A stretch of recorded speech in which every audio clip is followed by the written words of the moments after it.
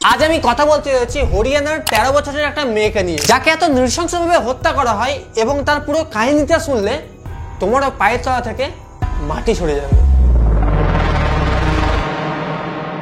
এই ঘটনাটা শুরু হয়েছিল আজ থেকে 5-6 বছর আগে, মানে 2018-19-এ মধ্যপ্রদেশের টিকামগড়ের বাসী শোভা এবং গঙ্গারামের মধ্যে বিয়ে হয়েছিল। বাট শোভার গঙ্গারামের সঙ্গে বিয়ে হওয়ার আগেও আরো একটা বিয়ে হয়েছিল, কিন্তু তার আগের স্বামী মারা গেছিল এবং ওই পক্ষের একটা মেয়ে ছিল যার নাম ছিল নিতু, আর নিতু শোভার সঙ্গেই থাকতো। এবার শোভার বিয়ে যেহেতু গঙ্গারামের সঙ্গে হয়েছিল, তাই শোভা নিতুকে তাদের সঙ্গেই নিয়ে আসে। এবার শোভার দ্বিতীয়বার বিয়ে হওয়ার পর 2-3 বছরের মধ্যে শোভা আর গঙ্গারামের আরো দুটো ছেলে মেয়ে হয়, যার মধ্যে একটা ছিল ছেলে আর একটা ছিল মেয়ে। ছেলের নাম ছিল ঋতিক আর মেয়ের নাম ছিল আস্থা। এবার এতক্ষণ এদের জীবন ঠিকঠাকই চলছিল, বাট আর্থিক দিক থেকে এর একটু ডাউন হয়ে যাচ্ছিল। মধ্যপ্রদেশের টিকামগড়ে থাকা এই ফ্যামিলি অনেকটাই আর্থিক অনকটের মধ্যে দিয়ে যাচ্ছিল। তার কারণে শোভা আর গঙ্গারাম ভাবে টিকামগড় ছেড়ে আর একটু দূরে চলে যাবে, যেখানে এখান থেকে একটু বেশি ইনকাম করতে পারবে এবং নিজের ফ্যামিলিরও খেয়াল রাখতে পারবে। এর জন্য এরা টিকামগড় ছেড়ে হরিয়ানা সোনিপতে চলে যায়। আর ওখানে যাওয়ার আগে শোভার বড় মেয়ে নিতুকে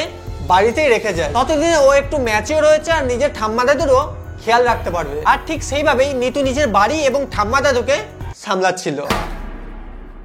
আর এরপরেই আস্তে আস্তে 2 বছর কেটে যায়। 2023-এ যখন শোভা আর গঙ্গারামের আর্থিক ব্যবস্থা একটু ভালো হয়ে যায়, কারণ গঙ্গারাম একটা মিস্ত্রি ছিল এবং শোভা বাড়িতে বসে থাকতো না, ছোটখাটো কাজ করতো, যার জন্য ওদের আর্থিক ব্যবস্থা একটু বেটার হয়ে যাচ্ছিল। তারপরে ওরা প্ল্যান করে 2023-এ নিতুকেও তাদের কাছে ডেকে নেবে, কারণ ওদের আর্থিক ব্যবস্থা ঠিকঠাক চলছিল। আর নিতু যদি এখানে চলে আসে তাহলে রান্না বান্না করে দেওয়াতে হেল্পও করে দিতে পারবে, যার জন্য শোভা গঙ্গারামের সঙ্গে গিয়েও কাজ করতে পারবে। যেমনটা প্ল্যান ছিল তেমনটাই ওরা করে, নিতুকে ওরা নিজেদের কাছে ডেকে নেয় আর নিতুর অ্যাডমিশন ওখানে একটা স্কুলে করিয়ে দেয়। এবার নিতু প্রতিদিন সবার জন্য খাবার রান্না করে স্কুলে চলে যেত এবং স্কুল থেকে আসার পর আবার সবার জন্য রান্না বান্না করতো। এইভাবেই এদের ফ্যামিলির ব্যবস্থা এবার একটু ভালো চলছিল। আর সোনিপতে যে লোকগুলো ছিল তারাও মোটামুটি এদেরকে চিনতে লেগেছিল, কারণ এদের এখানে বসবাস 2 থেকে 2.5 বছরের হয়ে গেছিল। এছাড়াও সবাই এদের ফ্যামিলিকে অত্যন্ত সম্মানের চোখে দেখতো। যেমনটা ওদের থাকা খাওয়া ছিল তেমনটা ওদের কাজবাজও ছিল,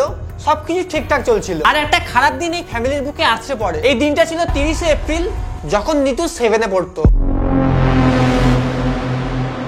নিতু ওর বাবাকে বলে, আমাকে কিছু টাকা দাও যে আমাকে বই কিনতে হবে, নাহলে তুমি এনে দিও। তাই গঙ্গারাম নিতুকে বলে, তুই একা কোথায় যাবি, আমি তোকে এনে দেবো, বা তোর মাকে বলে দেবো বই নিয়ে আসবে। তো এটা বলে দুজনে কাজে চলে যায় এবং কাজ করতে করতে ওদের দুপুর হয়ে যায়, কারণ শোভার কাজ শেষ হয়ে গেছিল। তাই শোভা গঙ্গারামকে বলে যে আমাকে টাকা দাও, আমি নিতুর জন্য বই কিনে নিয়ে যাচ্ছি। গঙ্গারাম শোভাকে টাকা দেয় আর শোভা বই কিনে বাড়ি চলে যায়। এবার শোভা যখন বাড়িতে পৌঁছায় তখন দেখে তার 2টো ছেলে ওখানে আছে, বাট নিতু তখন বাড়িতে নেই। যার পর শোভা নিতুকে খোঁজা শুরু করে। শোভা এখানে ওখানে নিতুকে খোঁজ দিল আর খুঁজতে খুঁজতে সে ছাদে চলে যায়। নিতু ছাদে অজ্ঞান অবস্থায় পড়েছিল আর ওকে দেখে মনে হচ্ছিল যে কিছু না কিছু খারাপ ওর সঙ্গে হয়েছে। তো এটা দেখার পর শোভা খুব জোরে জোরে চিল্লাতে লাগে এবং কান্না করতে লাগে। শোভার এই আওয়াজ শুনে পাশে সব লোক জড়ো হয়ে যায়, আর যখন আশেপাশের লোকগুলো এইসব দেখে তখন তারাও চমকে যায়। এরপর শোভা তাড়াতাড়ি নিতুকে ওঠায় এবং হসপিটালে নিয়ে যায়, যেটা ওদের বাড়ির কাছেই ছিল। বাট ওখানে পৌঁছানোর আগে ডাক্তার বলে দেয়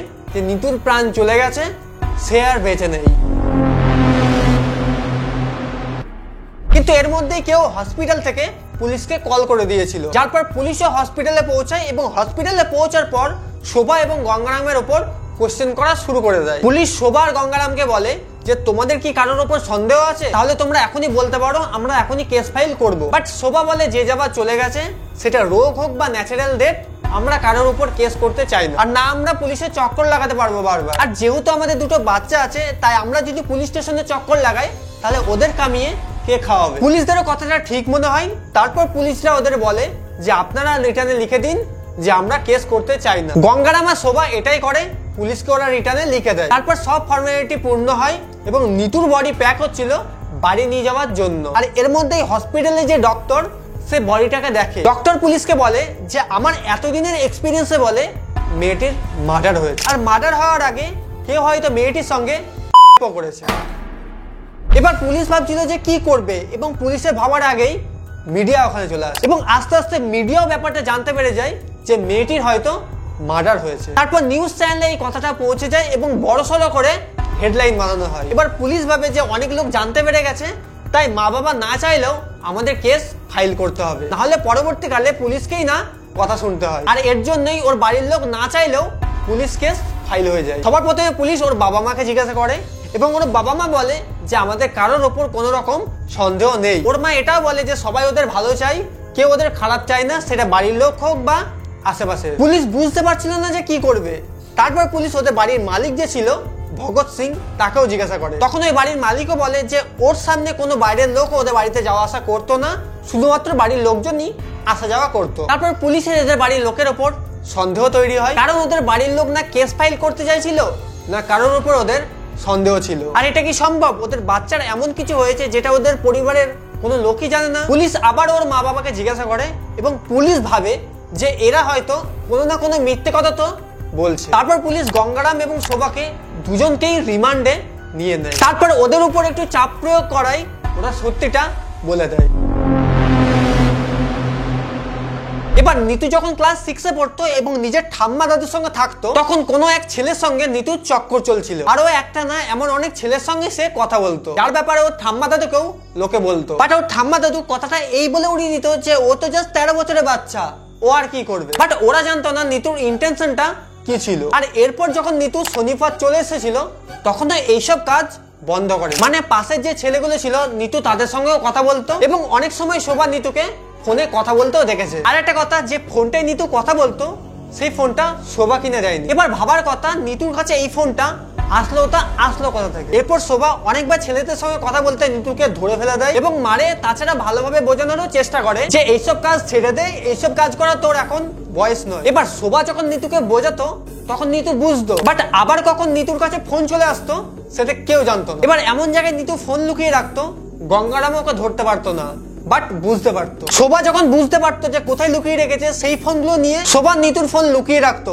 বাট তারপরেও আবার কোথা থেকে ফোন চলে আসতো কেউ বুঝতে পারতো না।